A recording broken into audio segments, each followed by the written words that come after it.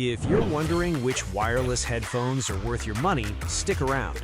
After we run through each product, I'll give you my personal take. Would I buy it or would I skip it?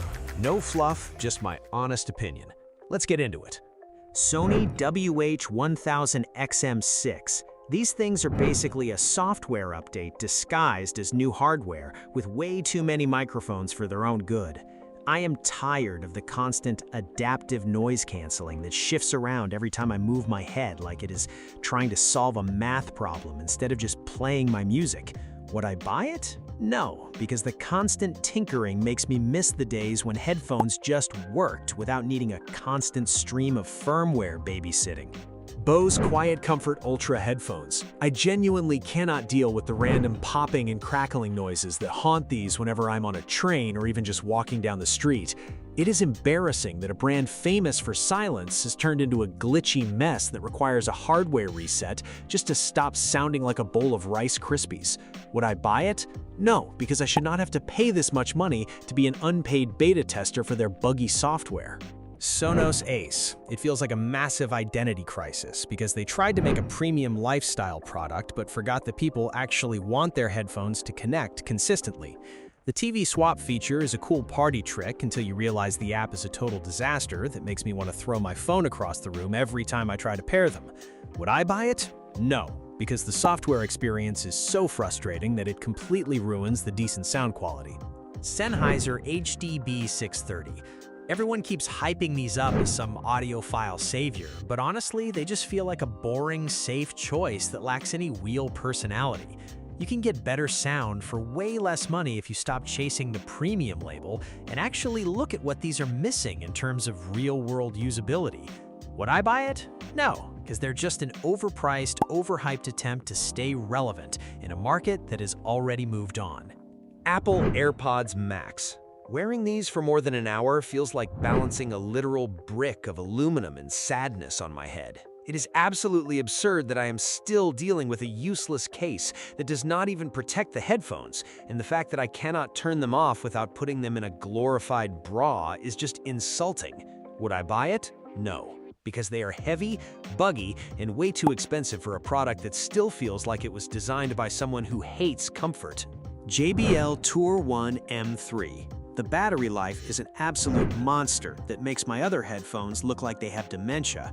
The smart transmitter is a cool party trick, but the build quality feels like a cheap toy compared to literally everything else on this list. Would I buy it? No, because I am not paying this much to hold a giant piece of creaky plastic that feels like it might snap if I look at it wrong.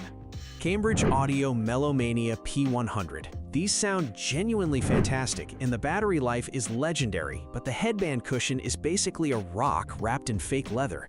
Dealing with the app is a total headache, and if you try to use them wired, you are entering a world of pure, unadulterated pain. Would I buy it? No, because I refuse to pay for a premium experience that punishes my skull and fails every time I plug in a cable. Bowers & Wilkins PX7S3. These look incredible and feel like they belong in a luxury car, but the software is a dumpster fire of broken promises and missing features. They want you to pay a premium for future updates that never actually arrive, leaving you with a glorified paperweight that lacks basic modern functionality. Would I buy it? No, because I am not a beta tester for a company that thinks selling a half-baked product at a luxury price is acceptable. Focal Bathies. When they actually work, they sound like a religious experience, but the volume is laughably quiet, and they feel like they were tuned for a library, not the real world. You cannot even charge them while listening, which is a design choice so stupid it makes me want to throw them out a window. Would I buy it?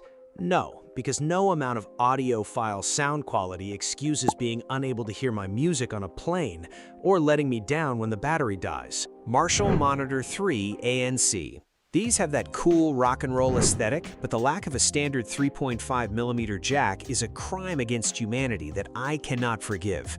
They clamp onto your head like a vice, and the software is just as buggy and annoying as the rest of the pack. Would I buy it? No, because style does not make up for the fact that these are uncomfortable, overpriced, and missing the most basic feature every pair of headphones should have. Sennheiser Momentum 4 Wireless. These things have a battery life that basically lasts until the heat death of the universe, which is great because I keep forgetting where I put the charging cable. The sound is incredible, but the touch controls are so sensitive that I accidentally skip tracks every time I adjust them on my head. Would I buy it? Yes, because despite the annoying sensor glitches, the audio quality makes everything else sound like I am listening through a soup can. Bose Quiet Comfort Headphones. The noise cancellation is still literal witchcraft that turns a screaming airplane cabin into a library, but the build quality feels like it might snap if I look at it too hard. They are ridiculously comfortable for hours, yet the software app is a buggy mess that makes me want to throw my phone against a wall. Would I buy it?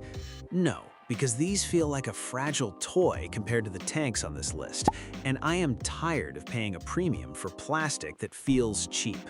Soundcore Space One Pro. These fold up smaller than my dignity after a late-night gaming session, and the price makes me wonder why anyone spends triple on the big name brands. The sound is surprisingly punchy, though the noise cancellation struggles a bit when things get genuinely loud around me. Would I buy it? Yes, because they punch way above their weight class and make me feel like a genius for not wasting money on overpriced status symbols. Beats Studio Pro. These look iconic, but the headband tension is so tight it feels like my brain is being squeezed by a giant rubber band. The sound profile is muddy and bloated, and honestly, they feel like a glorified fashion accessory rather than actual audio equipment.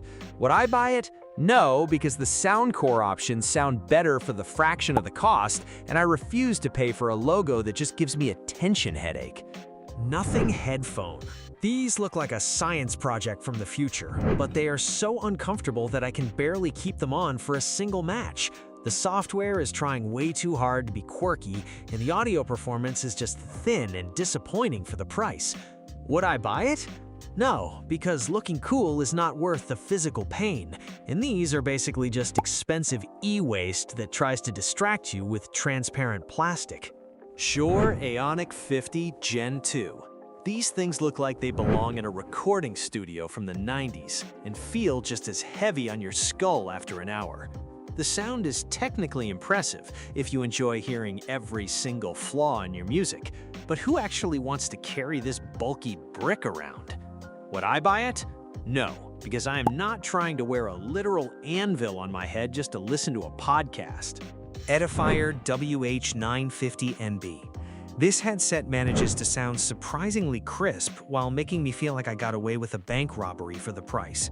The active noise cancellation actually does something useful instead of just hissing at me, unlike some of the more expensive garbage on this list. Would I buy it? Yes, because it does the job without acting like it deserves a trophy for existing.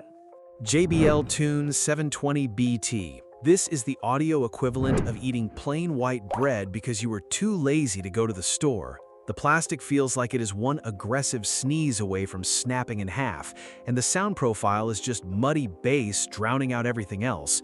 Would I buy it? No, because I have standards, and I would rather light my cash on fire than deal with this flimsy toy. Soundcore Q20i. If you are broke but still want to block out the sound of your own existential dread, this is the only one that makes sense. It feels cheap, sure, but it costs next to nothing and actually stays connected to my phone without throwing a temper tantrum. Would I buy it? Yes, because it is the ultimate beater headset that I can lose or break without crying about it. Beats Solo 4. These things clamp onto my ears with the intensity of a jealous ex-girlfriend and hurt within 10 minutes of putting them on.